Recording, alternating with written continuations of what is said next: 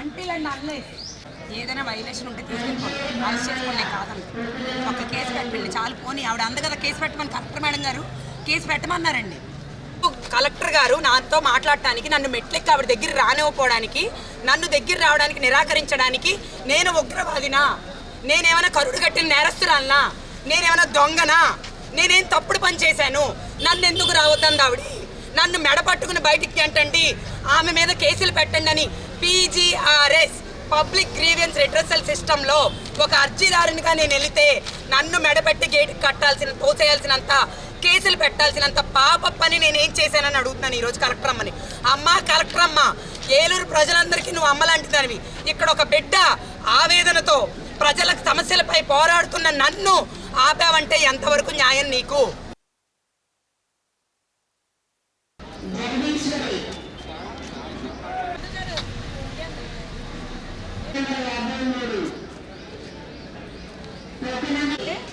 మీరు ఇలా న్యూసెన్స్ చేయద్దు, మీరు వెళ్ళిపోండి, వాళ్ళు చూసుకుంటారని చెప్పిందండి ఆవిడ.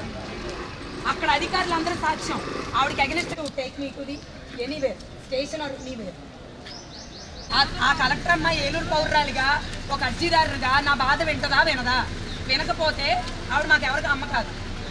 నేను నేను నేను నేను ఈ ఏలూరు సిటిజన్ కాదా, ఏలూరు పౌరురాలిని కాదా?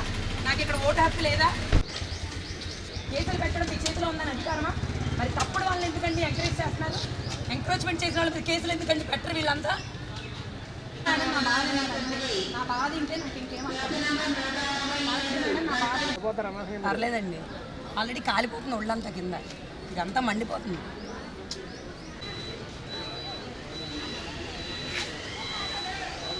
గదిలో కూర్చుని ఒక అర్జీదారునిగా నేను వెళ్తే గెటౌట్ అంటదండి ఆవిడ. అంటే ఎంత ఇదండి వాళ్ళకి. ఓత్ చేసి కలెక్టర్గా నేను ఇక్కడికి వచ్చాను, నేను ప్రజల కోసమే, ప్రజల సంక్షేమం కోసమే చేస్తాను ఉద్యోగం అని చెప్పింది కదా. ఇదేనా ఆవిడ చేసిన మాట? ఇదేనా ఆవిడ ఇచ్చిన మాట? ఆవిడ అధికారులు, ఆవిడ ఎవరికి నాయకులు చెప్పరాదు. అక్కడ కృష్ణా జిల్లా కలెక్టర్ని చూడమనండి. తెల్లారులు ఇస్తే రోడ్ల మీద తిరుగుతున్నాడు ఆయన.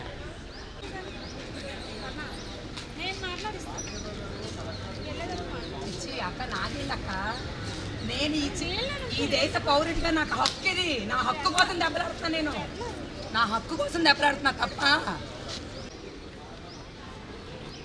మరి నీ ఎస్పీ గారు ఇదే కదా సోషల్ మీడియా స్టార్స్, సోషల్ మీడియాలో కనబడతారు. మాది చేతులు జోడించి నమస్కరిస్తున్నాను. ప్రజల కోసం చెయ్యండి, జీతాలు తీసుకుంటున్నారు కాబట్టి ప్రజల కోసం పని చేయండి. పొలిటికల్ ప్రెజర్ అంట.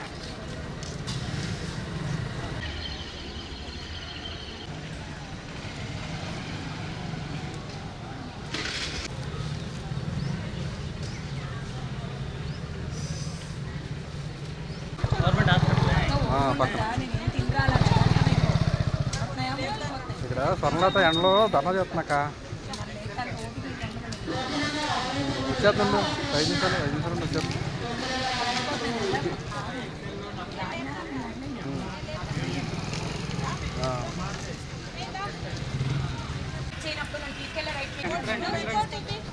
అక్క నేను ఇక్కడ కూర్చోవడం వాళ్ళ తప్పే ఉంది.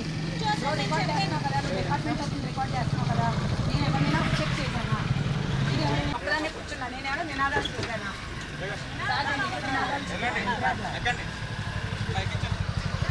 అక్క రాను అక్క, నన్ను పట్టుకెళ్ళే రైట్ లేదు. రాను అక్క, రాను. సార్ ఒక నిమిషం ఆగి, నేను పక్కన కూర్చున్నా.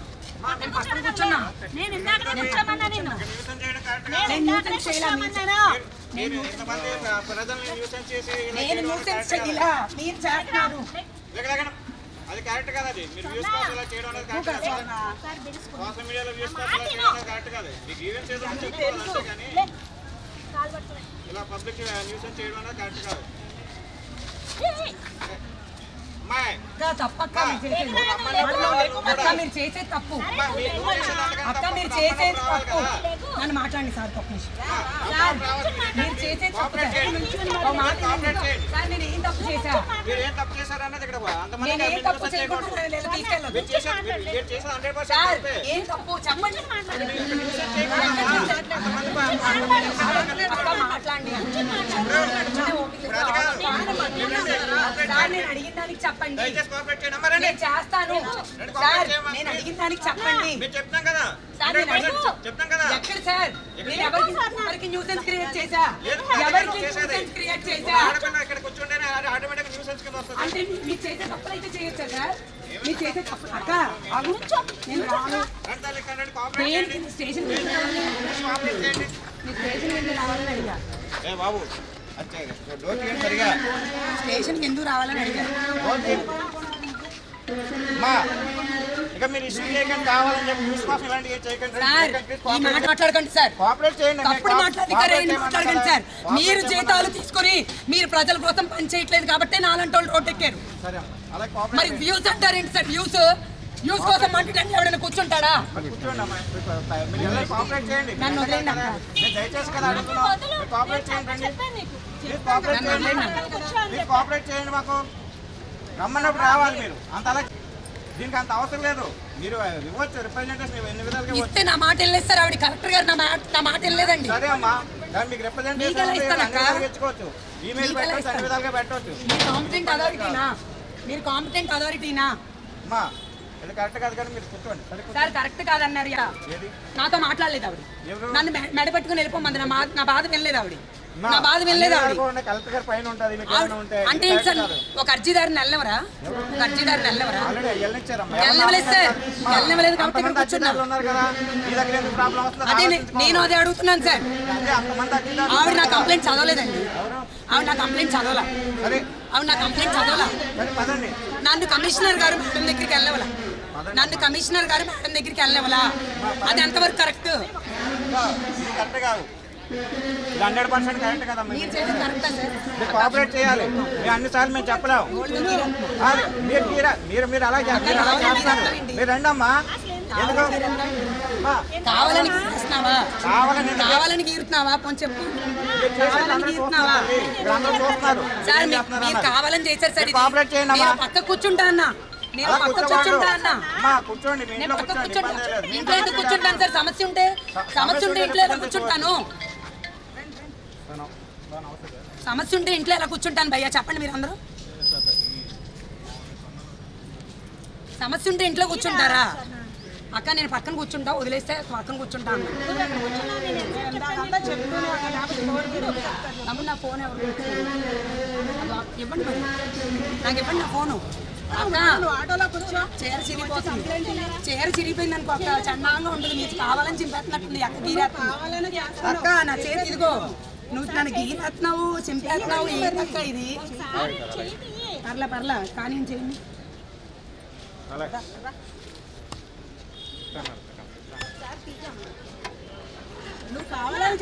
అక్క మీరు చేస్తున్నారు అక్క. నేను వెళ్ళి పక్కన కూర్చుంటా అన్న. అయినా స్టేషన్కి ఎందుకు రమ్మంటారు అంటే ఆపేస్తారా? రాజ్యాంగంలో నాకున్న స్వేచ్ఛని, వ్యక్తిగత స్వేచ్ఛని హరిస్తారా? అమ్మా నీ వ్యక్తిగత శాతం ఇది విధంగా ఉన్నారా? వ్యక్తిగత శాతం అన్నది కొంతవరకు ఉండదు, పరిమితి అది కూడా. 10 మంది ఏమైనా ఉన్నారా ఇక్కడ? పదండి. 10 మంది ఏమైనా ఉన్నారా? చేయకూడదు పద. 10 మంది ఏమైనా ఉన్నారా సార్? పత్తల్లి మీరు చూస్తున్నారుగా ఇంతమంది పోనీ అక్క, పోనీ ఇరిగిపోని అక్క, చచ్చిపోని. పదండి. చంపేస్తారా? పోనీ చంపేయండి, కేసులు పెడతా అన్నారు. నేను మిమ్మల్ని తెలిసిందే కదా మీరు కూడా మాట్లాడలేదనే ఇక్కడ దాకా వచ్చింది సార్. నేను వెళ్ళిపోతాను, నేను పక్కన కూర్చుంటా అని చెప్పాను. కోఆపరేట్ చేయాలి తల్లి. నేను కోఆపరేట్ చేయాలి సార్. తప్పుడు కేసులు పెడతాము, న్యాయం వైపు పోరాడితే అని అంటే కోఆపరేట్ చేయాలా? తప్పుడు కేసులు పెడితే అడ్వకేటే కదా, నువ్వు ప్రొడక్ట్ చేసుకోవచ్చు, ఇబ్బంది ఏం లేదు. పదండి. నువ్వు అడ్వకేటే కదా, అడ్వకేట్ అని చెప్తావు కదా. నువ్వు తప్పుడు కేసు కడితే నేనేం తప్పు చేశాను అక్క? నేనేం తప్పు చేశాను చెప్పండి. ఎవరికైనా ఏం తప్పు చేశాను అక్క? నా గోల్డ్ నేను ఎవరినైనా గీరానా? రావమ్మా. అరే కరెక్ట్ కదా అది. ఏ బాబు ఇట్లనే సరిగా ఏంటి కూర్చోమ్మా. ఏంటది ఇప్పటికే చాలా ఎక్కువ చేసావు. కూర్చో సరిగా. ఎందుకు తీరేస్తారమ్మా? నువ్వు కోఆపరేట్ చేయి, కూర్చో. పోలీసులకి వాళ్ళు ఎందుకు చేస్తారు అలా బలవంతంగా? కోఆపరేట్ చేయి నువ్వు. రమ్మన్నప్పుడు రావాలి అంత అంత పరిగణించాల్సిన అవసరం ఏముంది దీనికి? మీరు నన్ను తీసుకెళ్లాల్సిన అవసరమే ఉంది. ఆ? మీరు నన్ను మీరు తీసుకెళ్లాల్సిన చేస్తున్నారు కాబట్టి ఏం చేశాను చెప్పండి. ఇంతమంది ఏం చూడు. చేశాను చెప్పండి. వేరే వాళ్ళకి పని లేకుండా ఏం చేశాను చెప్పండి. ఒకసారి ఇదమ్మా. ఏం చేశాను న్యూసెన్స్ చెప్పండి. ఇలాగే. న్యూసెన్స్ ఏం చేశాను చెప్పండి. ఇప్పుడు ఎంత అదే కదా. మీరు కదా నా మీదకి వచ్చింది. దిగమ్మా. నా మీదకి వచ్చింది మీరా నేనా? మీ ఇంట్లో కూర్చుని మేము రాలేదు కదా. మీరు అధికారులు సరిగ్గా చేస్తే రోడ్డు ఎక్కాల్సిన పని లేదుగా. అధికారులు శుభ్రంగా ఉంటే రోడ్డు ఎక్కాల్సిన పని లేదు కదా సార్. ఎవరు చేసుకోలేదు సార్, తగిలింది అందులో. సరే పదండి. సరే తగిలిందే. సరే అదే వెళ్తా. ఎందుకు అమ్మా వెళ్తాలే. పద కూర్చో. ఇకమ్మా నాకు మరి సార్ ఏంటి సార్ చెప్పులు నా ఫోన్ ఇవ్వరా? ఇస్తాను. లాగేసుకుంటారా?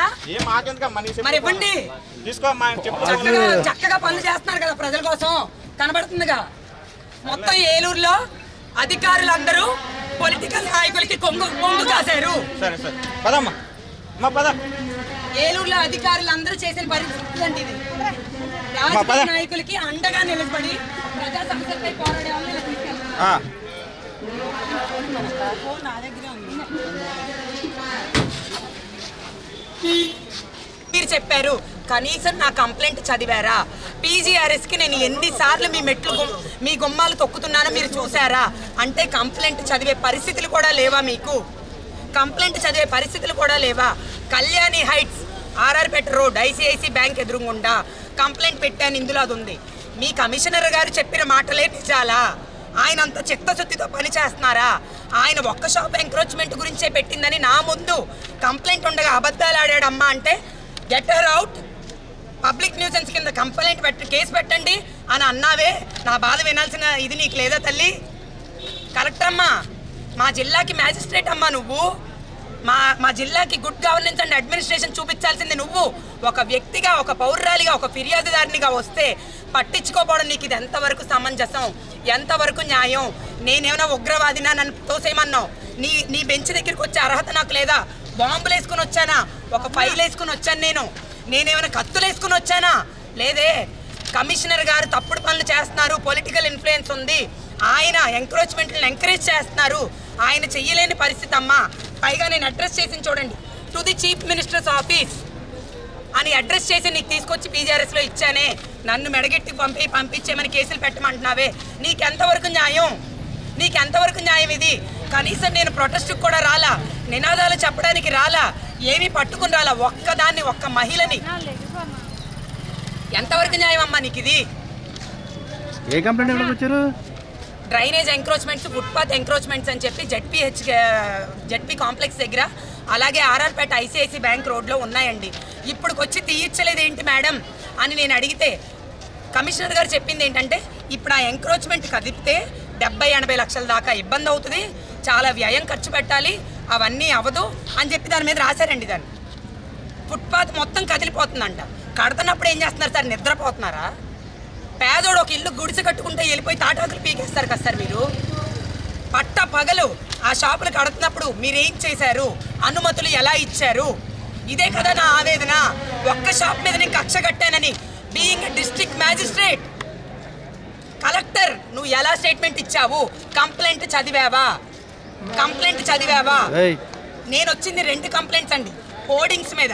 ఏదైతే నిన్న ఏప్రిల్ 6వ తారీఖున భారీ వర్షానికి పవన్ కళ్యాణ్ గారి హోర్డింగ్ పెట్టారో అది పడిపోయి, ఒక వెహికల్ పడిపోయి ఒక భార్యాభర్తలు ఇద్దరు ఇబ్బంది పడుతుంటే అవి ఫోటోలు తీసుకుని ఇల్లీగల్ హోర్డింగ్స్ తీర్చమని అడిగితే కమిషనర్ గారు చెప్పింది రెవెన్యూ ఫర్ మున్సిపాలిటీ హోర్డింగ్స్ అంట.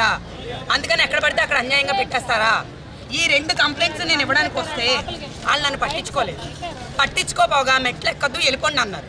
నన్ను దగ్గరికి రానివ్వండి అమ్మా, నెమ్మదిగా చెప్పుకుంటానని అన్నాను. అక్కర్లేదట, దగ్గరికి రాక. ఎందుకు? నన్ను దగ్గరికి రానివ్వకుండా నన్ను చేయాల్సినంత అవసరం ఏముంది? నేను ఉగ్రవాదినా? నేనేమైనా కరుడు కట్టిన నేరస్తున్నా? నా మీద ఏమైనా కేసులు ఉన్నాయా? నేనేమైనా దొంగనా? వచ్చి ఆఫీసర్లు తీసుకెళ్ళిపోండి, తోసేయండి. నేను చట్టరీత్యా న్యాయపరంగానే నేను కూర్చున్నాను. నేనే నినాదాలు ఇవ్వట్లేదు, నేనే స్లోగన్స్ ఇవే కానీ ఏం చెప్పట్లేదు. నా పీస్ఫుల్ ప్రొటెస్ట్ నా చట్టబద్ధంగానే వెళ్తున్నాను. కలెక్టర్ మేడం గారు రాజ్యాంగాన్ని విరుద్ధంగా ఆవిడ చేశారేమో కానీ నేను చెయ్యను. రాజ్యాంగానికి విరుద్ధంగా నేను తప్పుడు పనులు చెయ్యను. కలెక్టర్ మేడం గారు ఒక సిటిజన్ యొక్క రైట్ని వైలేట్ చేశారు, కానీ నేను అలా చెయ్యను.